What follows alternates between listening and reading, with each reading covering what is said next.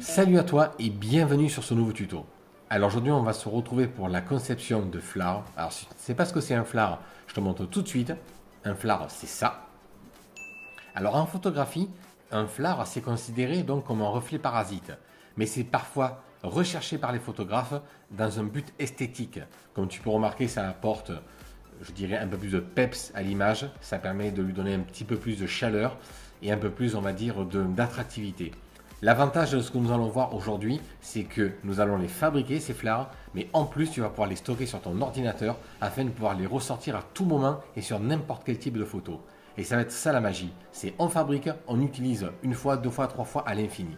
Assez parlé, c'est parti! C'est donc sur cette photo de New York que j'ai réalisée courant 2018 que nous allons réaliser ce fameux flare. Mais ce flare ne va pas se fabriquer directement sur la photo. Nous allons commencer à ouvrir donc un nouveau calque. Et c'est dans ce nouveau calque que nous allons réaliser ce joli flare. Me concernant, j'avais déjà créé ce nouveau calque, mais pour vous montrer comment nous faisons, il faut d'abord cliquer sur Fichier, ensuite sur Nouveau, et une fois que la fenêtre est ouverte, vous choisissez donc la largeur et la hauteur de pixels qui vous arrangent, surtout sur fond noir, c'est important, et un RGB. Et à partir de vous êtes OK, vous pouvez valider. À partir de là, donc, nous sommes prêts pour créer ces fameux parasites, ces fameux flares lumineux. Pour commencer, donc, nous allons sur l'outil pinceau, qui est ici. J'ai téléchargé donc quelques formes qui nous permettront de réaliser ces fameux flares. Dans la description, je vous mettrai donc le lien d'un site où on peut télécharger ces fameuses formes.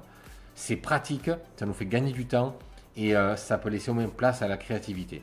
Donc la première forme que je vais choisir, c'est une étoile assez dense, qui est plutôt diffuse et qui va m'intéresser donc pour créer cet effet de flare. Je vais l'associer ensuite à d'autres formes étoiles afin de donner un effet de rayon de soleil.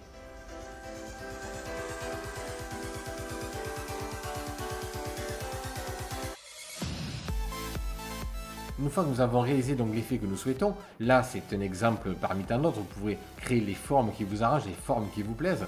Nous allons lui appliquer ensuite un flou gaussien. Ce flou va permettre de gommer un petit peu les imperfections et de donner un côté plus diffus à notre image. Pour cela, cliquez sur Filtre, Flou et Flou gaussien. Vous ajustez ensuite la force de votre flou. Là c'est bon pour ma barre de mon côté, ça me convient. Après avoir aplani l'image en faisant commande E sur Mac ou CTRL E sur Windows, eh bien, vous allez déplacer donc ce calque avec ce flare directement sur notre photo principale. Pour cela, vous allez simplement faire un clic gauche sur la souris. Donc vous maintenez donc le clic gauche sur la souris et vous allez donc importer votre calque sur le calque principal et automatiquement ça va se positionner, votre flare va se positionner sur votre photo principale. Voilà, impeccable. Et c'est l'heure donc de réaliser notre tour de magie. Pour cela, vous allez donc directement changer donc le mode de fusion de votre calque. Pour cela, vous allez donc de normal basculer donc sur superposition. Et c'est là que la magie opère. En mode superposition, toute la partie noire de la photo disparaît pour laisser la place au flare. Et c'est ça qui est fantastique, car tous les flares que vous aurez fabriqués sur ce fond noir, donc vous pouvez en fabriquer des dizaines de milliers, tout ce que vous avez envie, quand vous les prendrez et les repositionnerez sur une nouvelle photo, et en faisant le mode superposition, la partie noire va s'en aller pour laisser la place à votre nouvelle création. Et je trouve ça complètement magique, et en même temps on gagne énormément de temps. Je vais ensuite encore agrandir encore un petit peu l'effet, je le trouve encore un petit peu trop timide, donc je l'agrandis encore un petit peu.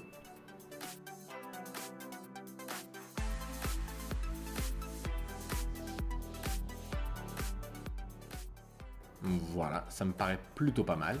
Je vais ensuite dupliquer notre calque. Parfait.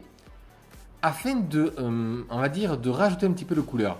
Pour cela, je vais appuyer sur Teinte et Saturation. Et je vais modifier un peu la couleur de ce deuxième calque. Attention, afin que la teinte et saturation ne s'applique à un seul des calques flare, il faudra faire un écrêtage.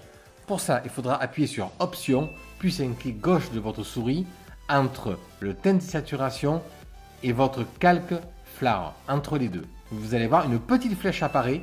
Cette flèche indique qu'il y a un écrêtage, c'est-à-dire que la teinte et saturation ne va s'appliquer qu'au calque inférieur et pas au reste du calque. Je vais tourner un petit peu plus vers les rouges. Voilà, donc le mélange de rouge et orangé créer un effet qui me plaît beaucoup. Parfait.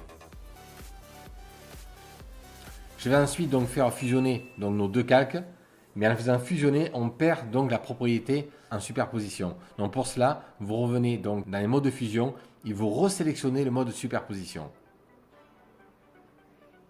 Ok, c'est fait. Et bien maintenant, je vais m'amuser, vous voyez, à l'agrandir, à modifier, à le positionner, à voir comment, je dirais, je peux tirer au mieux parti donc de mon nouvel effet, de ma nouvelle création. Voilà, donc j'essaie, je bouge, voilà. On essaie de voir un petit peu qu'est-ce qui est possible. Ok, ben ça me plaît. Écoutez, ça me paraît plutôt pas mal. Voilà, avant, après, ça me plaît. Mais on va pas s'arrêter là. On va maintenant revenir donc sur notre photo afin de modifier un petit peu la teinte. Car je la trouve un petit peu trop contrastée, c'est-à-dire on a un côté très chaud avec le fard et un côté très froid avec notre photo. Pour cela, on va aller chercher notre balance de couleurs. Et grâce à cette balance de couleurs, on va pouvoir modifier donc, je dirais, cette colorimétrie. Une fois que nous sommes dans la balance de couleurs, ça va se séparer en trois parties. Ton foncé, ton moyen, ton clair. Dans la partie ton foncé, donc on va ajouter un petit peu de rouge, donc faire diminuer un petit peu les bleus. Vous voyez, du bleu, on va tirer vers le rouge. Et ensuite, dans les tons clairs, je vais essayer donc de augmenter donc le ton clair, c'est tout ce qui est partie ciel. On va un petit peu donc le tirer vers le jaune et également le tirer vers le rouge pour essayer de se rapprocher de la teinte de notre fard. Voilà, ça me semble plutôt intéressant. Oui, on arrive à, je dirais, à des tons qui sont assez similaires, mais il n'y a qu'à voir maintenant avant notre changement de colorimétrie de notre fard, donc le avant et après. Pour ma part, je pense que c'est sans appel. C'est beaucoup plus intéressant ce type de modification.